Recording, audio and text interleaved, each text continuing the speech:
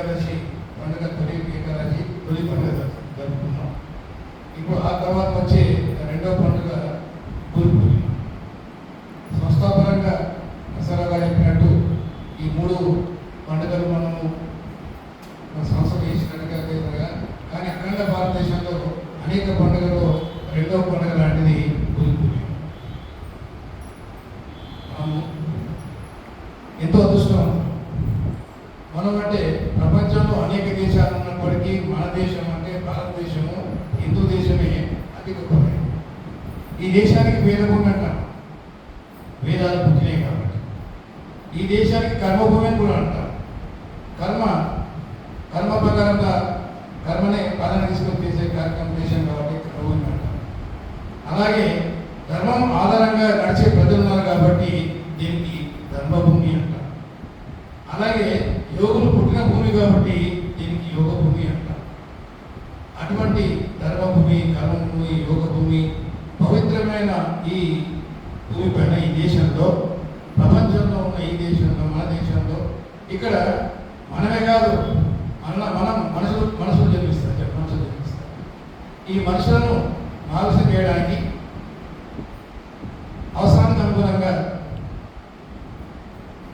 భగవంతుడు నిరాకార రూపంలో ఉండే భగవంతుడు, అంతటా ఉండే భగవంతుడు సాకార రూపంలో ఇచ్చేసి అవతారం అనే పేరుతోని ఈ దేశంలో సంచరించిన భూమి ఒకటి.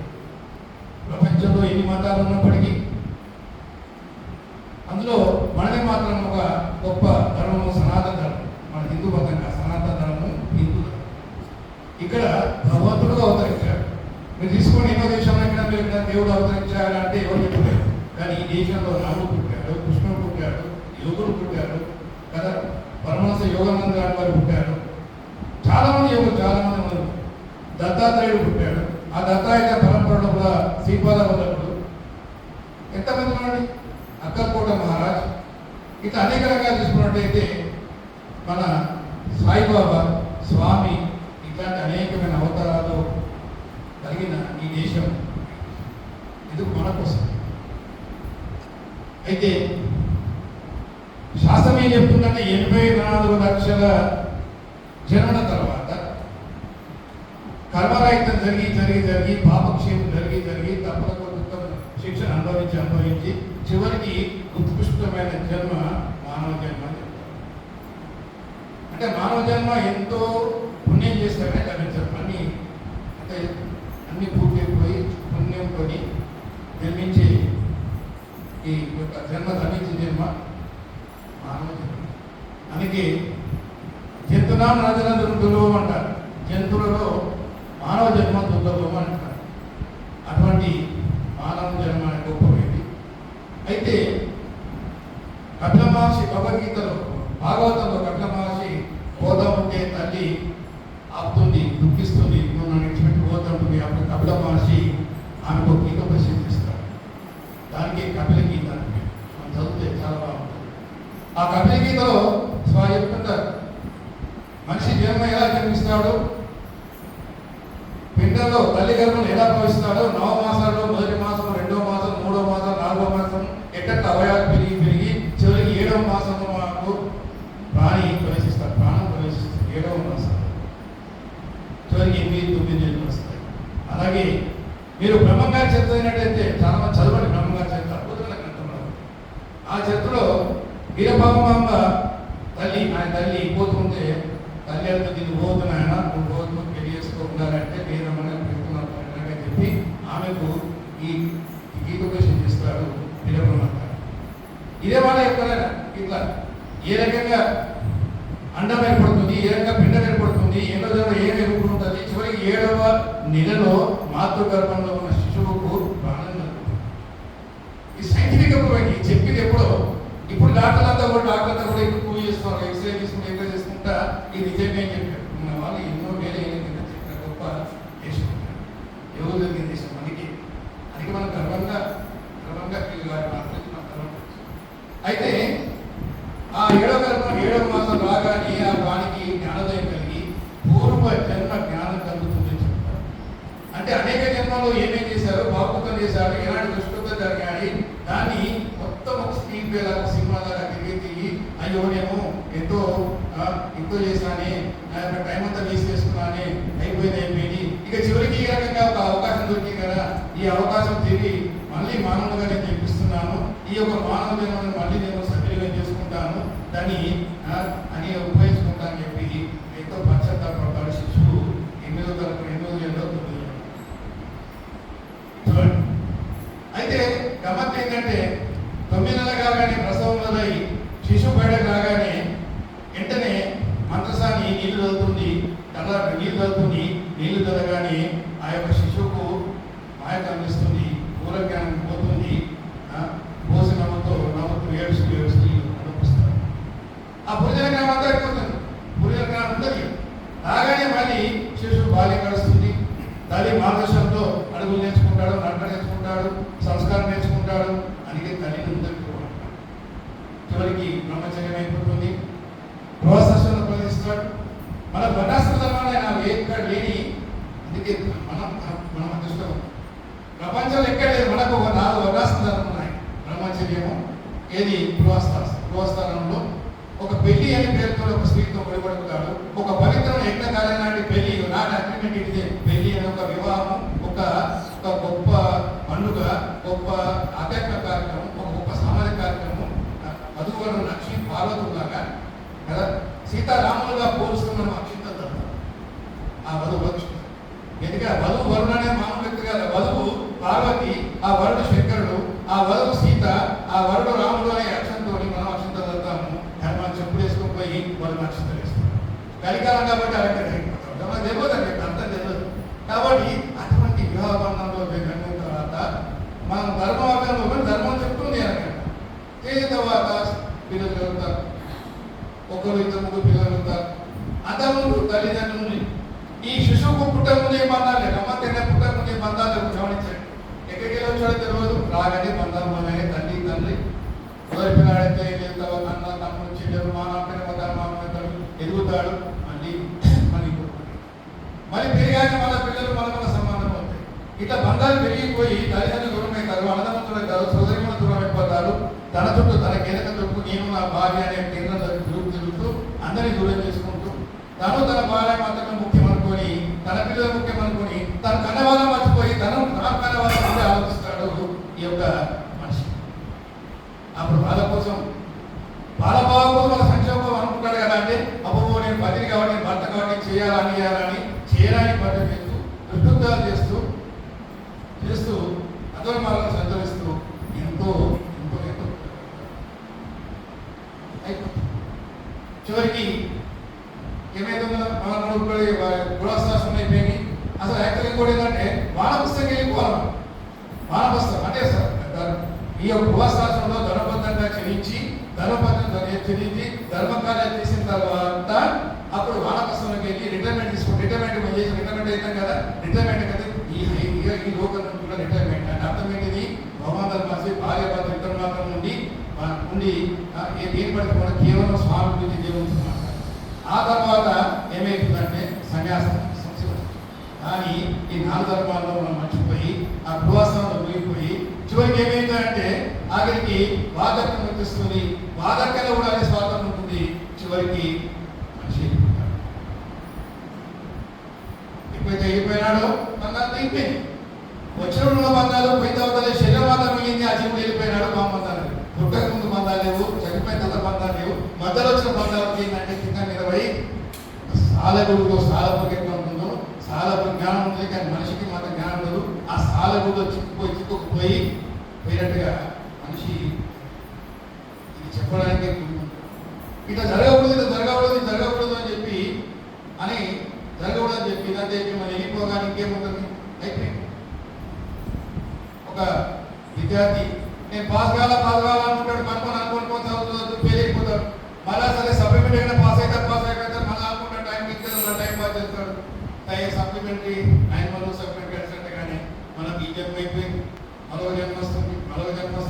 జన్మలు గడుస్తుంటే ఈ జన్మలో కూడా మానవ జన్మ రావడానికి వస్తాయి కదా. ఎందుకంటే మానవ జన్మ రావాలంటే కర్మ చేయాలంటే ఆ 2 రకాల కర్మ ఉంటాయి. గమ్మత్తు మా తెలిసిన చాలా మంది చేస్తారు దుష్కర్మలు, సత్కర్మలు. దుష్కర్మ చేసి చెప్పాల్సిన పని చెప్పు దుష్కర్మ అంటే ఎవరినో కొట్టడం కాదు, ఎవరినో తిరిగి కాదు. తిట్టినా బాధ పెట్టినా మనసు బాధ పెట్టినా తల్లిదండ్రులు బాధ పెట్టినా మన ధర్మాన్ని చేయకపోయినా, తల్లిదండ్రుల పట్ల మన ధర్మాన్ని చూపించకపోయినా, బాధ సోదరుల పట్ల మన ధర్మాన్ని నిర్వహించకపోయినా, సమాజం పట్ల మన ధర్మాన్ని నిర్వహించకపోయినా అది దుష్కర్మ. దుష్కర్మ అంటే అనుకుంటాం మనం, వాడిని కొట్టం మేము కొట్టం దుష్కర్మ అది కాదు, అవన్నీతో ఒకటే. కానీ అందరూ అనుకునే మంచిగా ఉన్నాడు. కానీ మనం మాట్లాడేపోతానంటే స్వామి ఎంత మీరు అంటే ధీరంగా మాట్లాడండి, ధీరంగా మాట్లాడండి కదా, చక్కగా మాట్లాడండి స్వామి చెప్పుకుంటారు. కాబట్టి సత్యం చెప్పినా సత్యం బ్రూయా ప్రియం బ్రూయా అన్న సంస్కృతం. సత్యం బ్రూయా, సత్యం చెప్తున్నా అని ఇష్టముంటుంది అనడం కాదు, అంట కాదు. ఆ సత్యాన్ని ప్రియం బ్రూయా, ప్రియంగా చెప్పాలి. సో ఆ రకంగా మన ధర్మాన్ని ఏంటంటే మనని హట్ చేయకుండా, ఎవరిని హట్ చేయకుండా అందరితో పాటు సోదర భావంతో పాటు సమాజంలో ధర్మ కార్యంలో ధర్మబద్ధంగా సమాజం పట్ల మనం ఉన్నట్టయితే అది మనకి ధర్మ లేక దుష్కర్మ. ఇక సత్కర్మ అంటే నేను వ్యతిరేక సత్కర్మ, మంచిగా ఉండడం చేయగలుగుతాం. ఇప్పుడు సత్కర్మలు ఎంతో భాగం ఏంటంటే మనం ఏమనుకుంటాం, సత్కర్మ లోపల దాన్ని దానాలు చేస్తాం, ఇంకేం చేస్తాం, సత్కర్మే. కానీ సత్కర్మలు ఏం చేస్తాం, ఒక ఫ్యాన్ చేస్తాం, కీర్తన రాసుకుంటాం, మన పేరు ఫ్యాన్ ఒకటి చేసినట్టు, లేదా కుర్చీ డాన్ వేస్తాం, దానికి పేరు రాస్తాం, లేదా మన పేరు మా ఆత్మహత్య కూడా మన పేరు రాస్తాం, 10,000 ఇచ్చి రాస్తాం ఉంది కదా, అది లోక సాయం అంటే దాని అర్థం ఏంటంటే లోక కావాలని అర్థం రాసిస్తాం. అయితే ఎప్పుడైతే సత్కర్మని కానీ దానివల్ల మనం అనుభవించాం. యోగా కృష్ణుడు చెప్తాడు, నువ్వు ఏ కర్మ చేసినా అనుభవించక తప్పదని. మరి ఎట్లా అర్జునుడు ఎట్లా ఆత్మహత్యకు తప్పని ఏం నిష్కాంతం. అందుకే సత్కర్మ చేసినప్పటికీ ఎటువంటి ప్రతిఫలాక్ష లేకుండా, ఆపేక్ష లేకుండా, కోరిక లేకుండా, కీర్తి కోసం దేని కోసం లేకుండా గుప్తదానం చేస్తామని ఆ రకంగా ఎటువంటి కోరిక లేకుండా, ఎటువంటి ఆశ లేకుండా చేసేది సత్కర్మ. మన లిప్స్లో చేసే సత్కర్మ, మన లిప్స్లో చేసే సత్కర్మ. అక్కడ మనం ఎవరి కోసము ఈ పేరు మనకు పేరు వస్తుంది కాదు, అక్కడ మనం చేసుకుపోతున్నాం. ఒకరికి ప్రోగ్రామ్ వస్తారు, ఒక అన్నంలో పాటిస్తారు, ఇంకో చేస్తారు, మనం గమనిస్తున్నా లేదా, ప్రజలు చూస్తున్నా లేదా, మన పేరు వస్తుందా ఏమొస్తుందా మనం ఏమి గమనించలేదు. మనకి మనం రొటీన్గా చేస్తూ ఉంటాం, ఎందుకంటే సత్కర్మ అది కర్మ సత్కర్మ. దుష్కర్మలు ఇనుప సంఖ్యలు ఉంటాయి కదా, గొలుసు ఇనుప సంఖ్యలు. సత్కర్మలు బంగారు గొలుసు దాన్ని గొలుసే ఎవరు బంగారంతో అయినా సత్కర్మ చేస్తే కదా బంగారు గొలుసు అంతే తేడా. కాబట్టి మనం అనుకుంటాం, నేను దుష్టుడైన సత్కర్మ చేసిన సత్కర్మ చేయడం కూడా మంచిదే. చేసేటప్పుడు ఒక జాగ్రత్త ఏంటంటే నిష్కామంగా చేయి, నిష్కామంగా చేయి. స్వామి చెప్తారు, కృష్ణుని అవతారమైన స్వామి చెప్తారు, కలియుగ అవతారం చెప్తారు. సో ఇవన్నీ చెప్పడానికి గురువు అనే అర్థం వస్తుంది. తల్లి బోధిస్తుంది చక్కగా, ఈరోజు మాతృమూర్తులు చక్కగా బోధిస్తారు. ఆ తర్వాత లౌకిక జీవితంలో మాలాంటి టీచర్స్ లెక్చరర్స్ ఎలా చదవాలి, ఎలా ఎదగాలి, ఎలా ఉండాలి అని చెప్పి మేము చెప్పుకుంటాం. కానీ నిజానికి మానవ జీవిత లక్ష్యం కాదు కదా, మానవ జీవిత లక్ష్యం మనం ఇది కాదు కదా, ఉద్యోగం చేయించడం, వ్యాపారం చేయించడం, డబ్బాయించడం ఇంకే కాదు కదా. మన లక్ష్యం ఏంటంటే మనకి ఇవన్నీ చేసినప్పటికీ లక్ష్యం ఏంటంటే మోక్షం ప్రాప్తి. మోక్షం కావాలి అంటే ఈ జన్మ రాకుండా ఉండాలి. ఇది మరణ చక్రము జననము కదా, మన బాల్యము, తర్వాత యవనము, వృద్ధాప్యము, మరణము, చివరికి మళ్ళీ జన్మం వచ్చేస్తుంది ఒక సైకిల్. ఇట్లా తిరిగినట్టుగా ఒక రంగుల రాటంగా, రంగుల రాటం చూసాం, రంగుల రాటం కదా, రంగుల రాటంలో తిరిగినట్టుగా కలిమిలేములు, కావడి పుండలు కదా, జగమేర ఒక రంగుల రాటం, బతికేరా ఒక రంగుల రాటం చెప్పారు, ఒక రంగుల రాటం. కాబట్టి దాని నుంచి మళ్ళీ ఇది కావాలంటే ఏం చేయాలంటే ఇది ఇటువంటి విలువలు చెప్పడానికి గురువు ప్రవేశిస్తారు. గురువు అనేది వస్తుంది. ఆధ్యాత్మిక లౌకిక జీవితం కాదు, పారమార్థిక జీవితంలో మనం ఎలా ఉండాలి, పైగా ఉండాలి, దాన్ని పోల్చడానికి ఒక ఆధ్యాత్మికవేత్త, ఒక యోగి లేదా ఒక సాక్షాత్ ఆత్మను ఆయన గురువు ప్రవేశిస్తారా. గురువు మనకి చెప్తారు మనం ఎంత గొప్ప వాళ్ళం అంటే, ఎవరికి దేవుడు లేదా మనకు దేవుడు ఉన్నాడు, మనకు దేవుడు ఉన్నాడు, మన కులదైవం ఉంటుంది. ఎందుకంటే అయ్యవారు చెప్తున్నాడు, కులదైవం స్మరించుకో, ఇష్టదైవం స్మరించుకో. ఇంటి దేవుడు అంటాడు, నాకు ఇంటి కులదేవుడు ఉంటాడు, మా కులదైవం శ్రీకృష్ణుడు, ఇంటి దేవుడు నరసింహస్వామి. చూడండి ఎంత గమ్మత్తం చేసాం, కులదైవం కృష్ణుడు, ఇంటి దేవుడు నరసింహస్వామి, మనకి ఇంటి దేవుడు కూడా ఉంటాడు. అంటే దేవుడు మన ఇంట్లో ఉంటాడు, దేవుడు మన ఇంటి పూజ పంపిస్తాడు. అట్లాంటి ఆ దేవతలు అయిన తర్వాత గురువు ఆ దేవుడిని చూడడానికి ఒక చిన్నగా ఈ టీచర్ చెప్పినట్టుగా గురువు ఏం చేస్తారో మార్గదర్శనం చేశారు. ఎప్పుడు ఏ మాత్రం చేస్తాడు గురువు అంటే చెప్పారు. గురువు నిజంగా గురువు అంటే చీకటి, గురువు అంటే తొలగించేవాడు, అజ్ఞానాంధకారాన్ని తొలగించేవాడు. ఈ యొక్క అజ్ఞానాంధకారం అంటే ఏంటిది? ఇదే కదా అజ్ఞానాంధకారము. ఏదైతే మనం జగన్మిథ్య బ్రహ్మసత్యం అని జగత్తంతా జగత్తంతా సత్యం అనుకుంటామో అదే బ్రహ్మ పడిపోతున్నాం కదా. ఆ మాయలో పడుతున్నాయి కాబట్టి ఆ మాయను తొలగించడానికి, నిజ జీవిత నిజ స్వరూపాన్ని తొలగించడానికి తెలిపడానికి గురువు పరిశీలిస్తాడు, గురువు ఉపదేశిస్తాడు. అందుకే ప్రతి ఈ రోజు గురువు చాలా మంది పూజ చేస్తారు. పల్లెటూరు కూడా మీరు ఎన్ని చోట్ల అయితే మంది పూజ చేస్తున్నారు, గురు పూజ చేస్తున్నారు, వాళ్ళ పూజ చేస్తుంటారు. మనకి అడగడ గురువు ఉంటాడు, ఆ గురువు మనం పూజ చేస్తుంటాం. ఆ గురువు మనకి చెప్తుంటాడు. ఏమి నేను చెప్తుంటాడంటే ఇదే చెప్పాను కదా, మనము ఆ యొక్క మనము మానవ మనకేమని పేరు వచ్చిందా? మనకేమంటే మానవ అంట. మానవ అంట మా అంటే అంధకారము, మా అంటే లేకుండా మా అంటే వర్తించబడు. స్వామి పెద్ద తెలుగు వాక్యం చెప్పాడు. మా అంటే అజ్ఞానము, నా లేకుండా అజ్ఞానము, అంధకారము లేకుండా, మోహం లేకుండా ప్రవర్తించేవాడే మానవుడు. అజ్ఞాతకారం మోహం ఇదే. ఇక నువ్వు చెప్పేది అజ్ఞాతకారం ఏంటో, నేను నా భార్య నా పిల్లలు, ఈ జీవితమే. ఈ జీవితంలో కూడా మనము ఎంతసేపు శరీరం వరకే, మనము శరీరం వెళ్ళిన తర్వాత ఆ శరీరం చూసేవాడు వెళ్ళిపోవడమే. వెళ్ళిపోయిన తర్వాత ఆయన దేవుడు ఆ మాయ తొలగించేవాడే గురువు. ఆ చెప్పాడు మానవులుగా ప్రవర్తిస్తున్నాడు. మానవ ఆ మానవుడిలో ఏమైపోయినా మానవుడు అజ్ఞాతకాలంలో పడిపోయి మనిషిగా మారిపోయినాడు.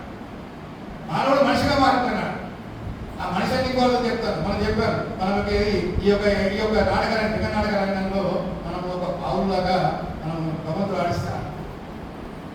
అందుకే ఆట బాగా చెప్తాడు. ఏమని చెప్తానంటే కదా మరి మట్టితో చేసినయ్యా అవన్నీ చెప్పు పాటలు బ్రహ్మం గారు పాడిన పాటలు. అంటే ఈ యొక్క మానవుడు మనిషి అంటే మణి అంటే డబ్బు, అంటే ఇదే విషయాన్ని మన రామకృష్ణ మనం చెప్తారు. కాంత కనకంతో దూరంగా ఉన్నమాట. కాంత అంటే స్త్రీ అని అర్థం కాదు, రామం. ఎవరైనా రామాన్ని కలిగి ఉన్నప్పుడు వధువు అని అర్థము. అలాగే కనకానికి దూరంగా అని చెప్పి రెండు దూరంగా కనుక తెలియకపోతాయి అని చెప్పి చెప్తారు.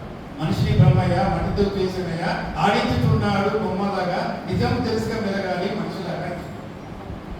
మనిషిలాగా నాటింది. ఈ రెండుకి దూరంగా ఉండి ఒక మానవులాగా ప్రవర్తించమని చెప్పేవాడు. అటువంటి దాన్ని చెప్పేవాడు ఎవరంటే మన గురువు. ఈ యొక్క ఎందుకంటే ఈ మానవ లక్షణం ఏంటంటే ఒక ఎంత అంటే అనుక్షణము మాయ.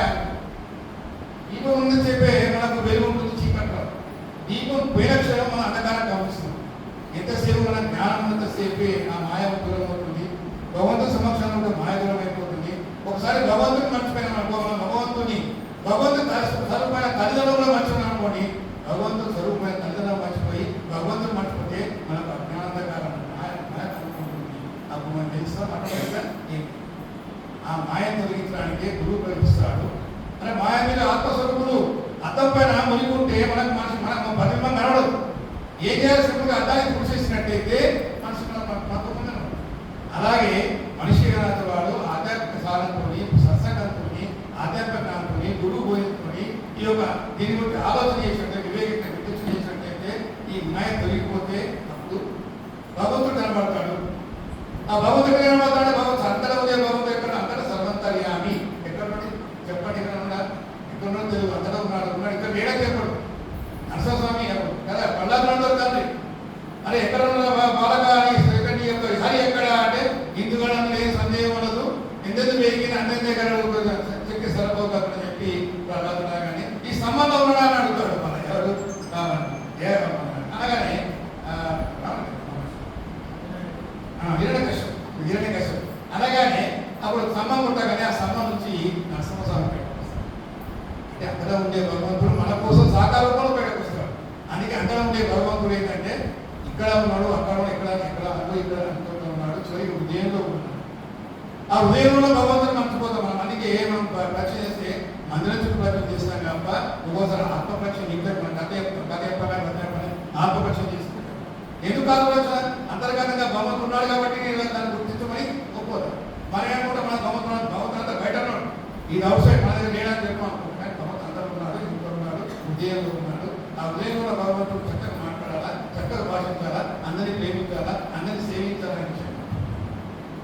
కాబట్టి ఈ రకంగా గురువు ఈ రకంగా జ్ఞానబోధ చేస్తుంటారు. జ్ఞానబోధ చేసి ఒక మార్గం పెట్టాలంటే ఈ యొక్క మాయ ఎంత ఇవ్వడం అది నిజంగా చాలా విశ్వామిత్రుడు ఎంత అంటే ఆయన బ్రహ్మజ్ఞాని. ఆయన వేరే తపస్సు చేస్తే ఆ తపస్సు భంగం చేయడానికి మేనక వస్తే ఒక క్షణం లోపల ఏమైపోతుంది, తపస్సు భంగమైందని మనకు తెలుసు.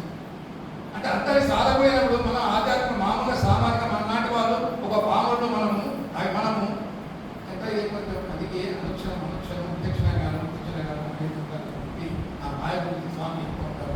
కాబట్టి ఈ విధంగా మనకు చెప్తాం. కాబట్టి మరి మనిషి యొక్క ఏంటండి, మరి ఇప్పుడు శ్రీకృష్ణుడు భగవద్గీతలో విశ్వరూపం చూస్తాడు. విశ్వరూప సందర్శనం అనేది మొత్తం ప్రపంచం అంతా కనబడుతుంది. అంటే భగవంతుడు ఎక్కడ మొత్తం ప్రపంచం అంతా చెట్టు చేపలో ఉన్నాడు అని చెప్పాడు. అందుకే మనం భగవంతుడు చెట్టును పూజిస్తాం, కాయని పూజిస్తాం, జంతువుని పూజిస్తాం, మనిషిని పూజిస్తాం, ప్రతి ఒక్కరిని పూజిస్తాం. అంతటా ఉండేవాడు గంగామాత అంటాం, నదికి రూట ప్రాణి పూజిస్తాం, సర్వతర్యామి అని చెప్పి చెప్తారు కృష్ణుడు. కాబట్టి ఆ యొక్క అదే విషయం. కాబట్టి ఆ రకంగా మనము ఆ విశ్వ సందర్శన యోగం మనం పెట్టుకుంటాం. సో మనం అది గుర్తెలిగి ఈ గురుపర్వ సందర్భంగా మా స్వామి చెప్పింది ఏంటి, స్వామి చెప్పి సింపుల్గా చెప్పారు. స్వామి చెప్పి చాలా సింపుల్గా ఎంతగా విభాస అయిపోతున్నారు. ఇంతకుముందు చెప్పింది దేవుడికి ఎవరు కదా, అందరితో బాగుంది, ఏగా మాట్లాడు, సీలింగ్ అండ్ డిజైర్స్. మన మానవ జీవితం ఏంటంటే కొన్ని ముందు చాలా కాలం చాలా చక్కగా ఉంది. ఇప్పుడు అవకాశాలు పెరిగినాయి. అప్పుడు మా కాలంలో ఏమంటే సైకిల్ దొరకపోవడం కష్టం అయిపోయింది, సైకిల్ దొరకపోయింది. ఆట స్కూటర్ ఇప్పుడు మనం ఫోన్ చేస్తే కారు మన ఇంటికి వచ్చేస్తుంది. ఫోన్ చేస్తే వాడికి టీవీ చేస్తాడు, అడగక ముందే మన క్రెడిట్ కార్డు ఇచ్చేస్తాడు, అడగక ముందే లోన్ ఇచ్చేస్తాడు. మనం ఏం చేస్తామంటే టీవీ 30, 40, 45, 70 మోటార్ సైకిల్ పోయి కారు పోయి ఇంటికి వస్తుంది.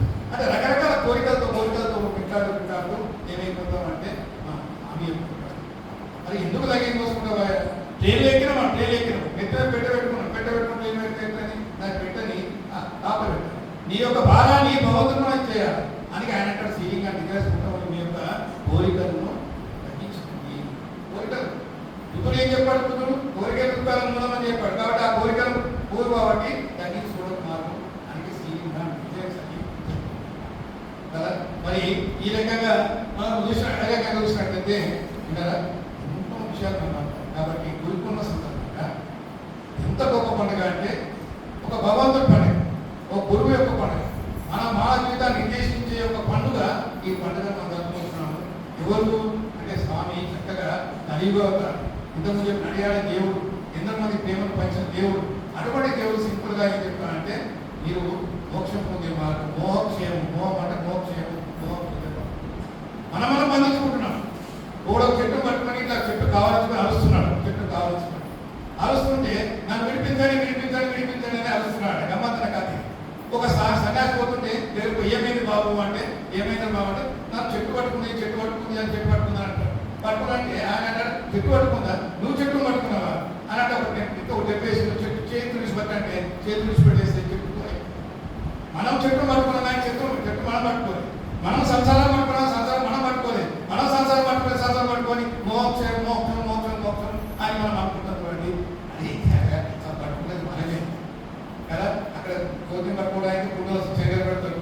కోతి పోయే రాలా చేయి పెడుతుంది, చేయి పెట్టగానే చెంగలు రావుతుంది. ఎంతకు లాగిన రాదు, పూజ మూర్తి రంగంగా సమంగా ఉంటుంది. అప్పుడు ఏం చేస్తుంటాడు, దొరికిపోతుంది. కానీ ఆ యొక్క విశేష ఇట్లాంటి మనం చూస్తాం.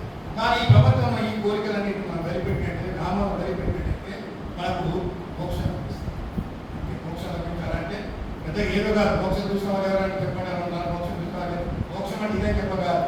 మన ఈ యొక్క ఈ జీవితం స్వామి చెప్తాడు కదా, దుఃఖాలకు అతీతంగా ఉండేవాడే మోక్షం కదా. దుఃఖాలకు అతీతంగా ఉండేవాడే మోక్ష కాదు. అటువంటి మోక్షం రావాలంటే స్వామి చెప్పినట్టుగా ఆ స్వామి పాఠంలో ఆ రకాలు నడుస్తున్నట్టయితే మనకు మోక్షం లభిస్తుంది. అందుకే మోక్షం లభించాలంటే జ్ఞానం రావాలా. జ్ఞానం అంటే ఏంటంటే మనోవిద్య. మనిషి జన్మ క్షణభంగురం నల్లి తరగతి నియమ తీవ్ర జీవితం కదా. విధి వ్యాధ కష్టం లోకంలో కథం గదగోవిందం గోదగోవిందం. తామ రాకుగా నీటి కొట్టి ఎంత చంచలంగా ఉంటుందో అంత చంచలమైన ఈ జీవితం అని చెప్పి మనం గుర్తు. తామలాగా నీటి కొట్టి మెరుస్తుంటుంది, బాగా గుర్తెలా మెరుస్తుంది, గాలి తెల వస్తుంది, ఆకు వదిలిపోతుంది, నీడ పడిపోతుంది, మంట ఈ వెలిగే జీవితం అంతా క్షణంలో ఉండడానికి గుర్తిరిగినట్టయితే మనకు అప్పుడు ఏమేంటంటే అందుకే జ్ఞానం రావాలా, ఆ తర్వాత వైరాగ్యం రావాలా. ఈ జ్ఞానం వైరాగ్యం లేని భక్తి రాదు. ఈ జ్ఞాన వైరాగ్యం అంటే భక్తి కావాలా, భక్తి కావాలంటే సత్సంగం రావాలా, సత్సంగం రావాలని స్వామి చెప్పినట్టుగా ఓంకారం చేయాలా. మనం చూస్తున్నాం ఏదో మన మంచి క్యాజ్లో 10 రూపాయలు అర్థం చేసుకోలేదు. స్వామి చెప్పిన 10 అంటే 10 ఇదే అనుకుంటాం. దీని యొక్క అంతరార్థం అంటే నువ్వు కేవలం ఓంకారం చేయి, ఆ తర్వాత సత్సంగం చేసుకో, ఇదే చేసుకో, బయట చేసుకో, చివరికి అష్టమ సర్గమయ శ్లోకాన్ని అర్థం చేసుకో. అష్టమ సర్గమయ శ్లోకం ఎంత గొప్ప మీనింగ్ గంట సేపు. చివరికి ఓంకారం చేస్తాం, ధ్యానం చేస్తాం, ధ్యానం 3 నిమిషాలు చేస్తాం, 3 నిమిషాలు కాదు 30 నిమిషాలు చేయాలా, గంట చేయాలా, 2 గంటలు చేయాలా, ధ్యానం చేయాలా, నామస్మరణ చేయాలా. అనుక్షణ నామస్మరణ టైం ఎక్కడిది? ఆడవాళ్ళు వంట చేసిన రామరామని, పరిపాలన చేసిన రామరామని, నేను కార్యం చేసిన రామరామని, ప్రతిక్షం అనుక్షం రామరామ అంటే అంత ఈజీగా అనుకునేవాడిని. రామ రామ రామ అంటే అనుకుంటాం, మనం మాట్లాడుకోలేదు. కాబట్టి అది ఎంతో సాధన, దానికి సాధన నామస్మరణ చేయడం.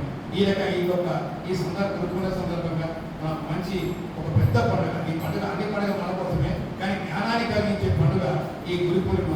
ఈ గురు పూర్ణిమ సందర్భంగా మనం కేవలం ఈ యొక్క స్వామి యొక్క మనం ఇదొక్కలు ఏంటంటే ఆ స్వామి ఉద్దేశం ఆచరించినట్టయితే సేవ, ప్రేమ, రకరకాల కార్యక్రమాలు చేయడం కదా, కేవలం భక్తి కాదు, ముక్తి రావాలని అండగా చేయాలని చెప్పి అనుకున్నట్టయితే మనం ముందుకు వెళ్తాము. మన జీవితం ఉత్తరమైనది.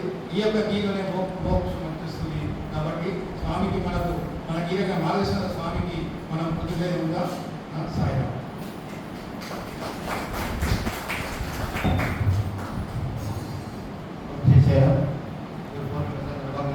విజయబాబు స్వామి గారి యొక్క గురించి గురించి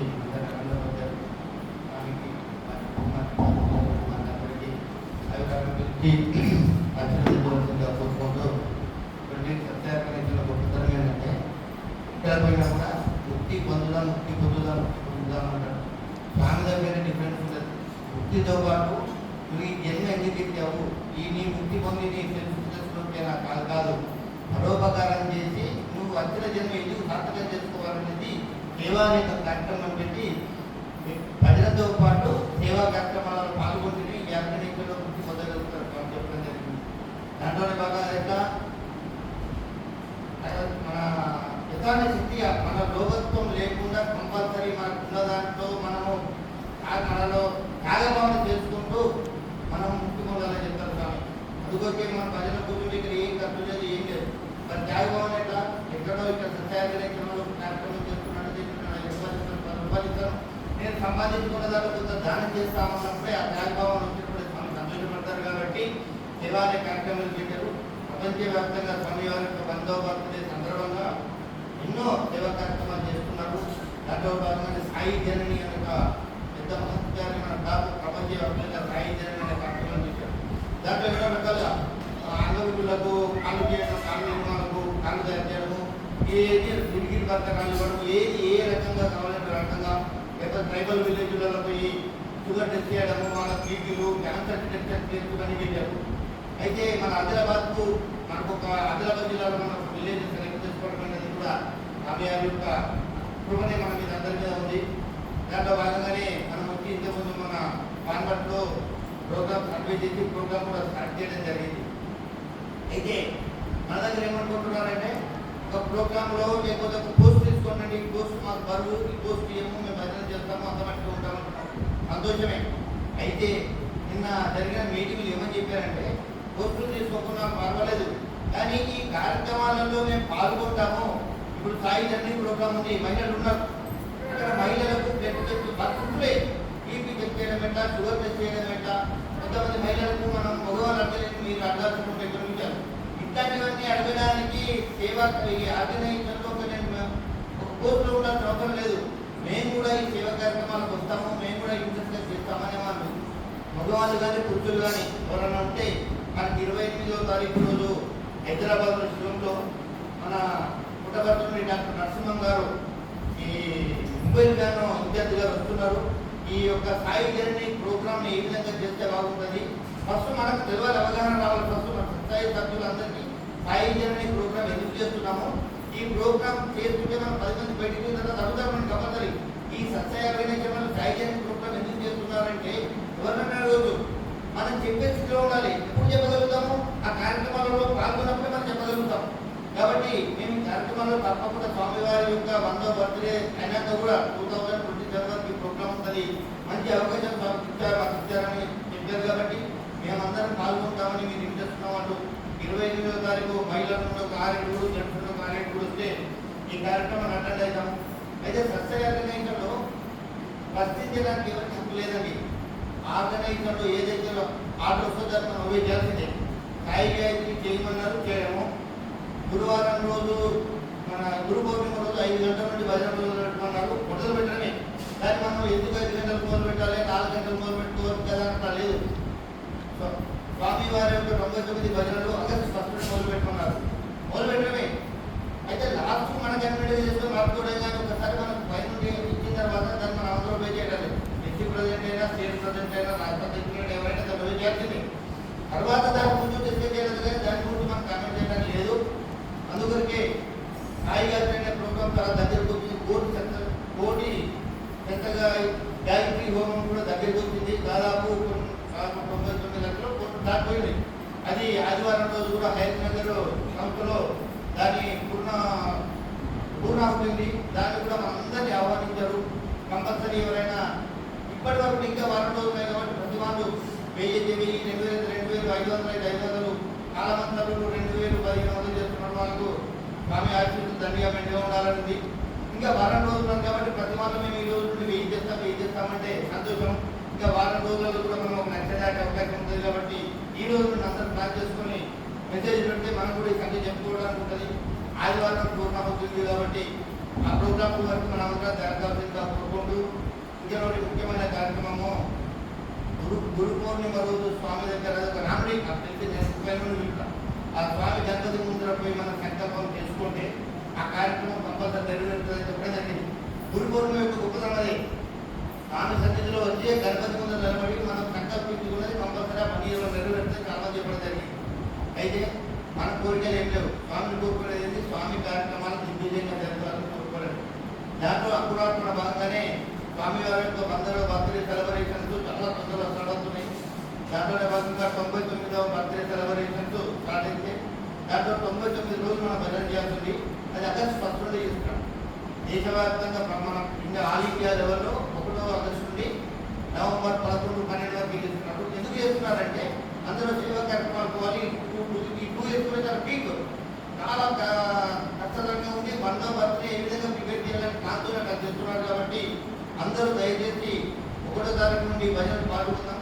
కన్వీనర్ గారికి నా రిక్వెస్ట్ ఏంటంటే ఈ వారం రోజులలో ప్రతి మనం కంపల్సరీ పేరు రాసేది మీరు. ఇంకా మనం ఎవరో గెస్ట్ వస్తున్నామంటే 3 రోజులు ఉంటున్నాం. భగవంతుడే నేను మీ ఇంటికి వస్తున్నామండి, ఆలోచిస్తామండి, మా ఇంట్లో సోఫా చేస్తారండి, మాకు చుట్టాలు ఉన్నారండి, మాకు ఇల్లు కాదండి, ఇంకా మాకు పనికిరాదండి. పనికిరాదంటే భగవంతుడే చెప్తారు కదా. మన చుట్టాలు, మన అమ్మ వాళ్ళు, మన చెల్లెలు అనేటువంటి వస్తుంటే మనం అర్థం కదా. భగవంతుడే నేను వస్తాను చెప్పినప్పుడు కూడా మనం మీకు కారణం చెప్తున్నాము. అంటే చూడండి, నేను దయచేసి కోరుకునేదంటే ప్రతి సత్యసాయి బాబా పూజలో ఆగస్టు 1వ తారీఖు నుండి మొదలు పెడితే ఫస్ట్ మనం గుర్తు చేద్దామండి. ఇది గమనించండి, మస్ట్ అండ్ షుడ్. ఇక్కడ గురువారము, సోమవారము, గణపతి నవరాత్రులు, దేవి నవరాత్రులు తప్పించే మిగిలినవన్నీ ప్రతి ఇళ్లలో జరగాల్సిందేనండి. అప్పుడే స్వామి మనకు పెడుతున్న పరీక్ష. దీంట్లో ఎవరైనా ఇన్వాల్వ్ కాలేదనుకోండి, అది దీని మీద అభివర్తన చేసుకోండి. ఎందుకంటే స్వామి 100వ బర్త్డే వచ్చిన తర్వాత కూడా మనం ఏం చేయలేకపోతున్నాము, 100 భజనలు పెట్టేయలేకపోతున్నాం అండి. మనమే 60-70 ఫ్యామిలీస్ మనం ఉన్నాయి. అంటే నాకు బాధ నుంచి చెప్తున్నాం, మీరు ఏమంటారు వేరే తీరు. 60-70 ఫ్యామిలీస్ ఉన్నాయి మనకు. అంతే 40-50 భజనలు వస్తే బయట మిగిలిన మందిరంలో ఉన్నాయి దాదాపుగా. కాబట్టి ఇప్పుడే మీరు బర్త్డే 1వ తారీఖు రోజు ఈ 40 భజనలు అనౌన్స్ చేసేటట్టు ప్లాన్ చేయండి. దయచేసి ముందుకు రండి. మీ పేరు కన్వీనర్ కానీ, కృష్ణ కానీ, లేకపోతే ప్రవీణ్ గారికి ఎవరికైనా చెప్తే నోట్ చేసుకుంటారు. ఎక్కడ పోయినా కూడా మనం చెప్పేటట్టు ఉండాలండి. అందరూ ఒక స్వామి ప్రేర్ చేద్దాం. 100 భజనలు చెప్పేటట్టు స్వామి 1 ఆగస్టు వరకు మనం అందరిని ఆశీర్వదించండి. మాకు అక్కడ బుద్ధి పుట్టించడానికి మనం అందరం ప్రయత్నంగా ప్రార్థిద్దాం. కానీ దయచేసి నేను అందరూ సహకరించవలసిందిగా కోరుకుంటూ అందరికీ సాయం.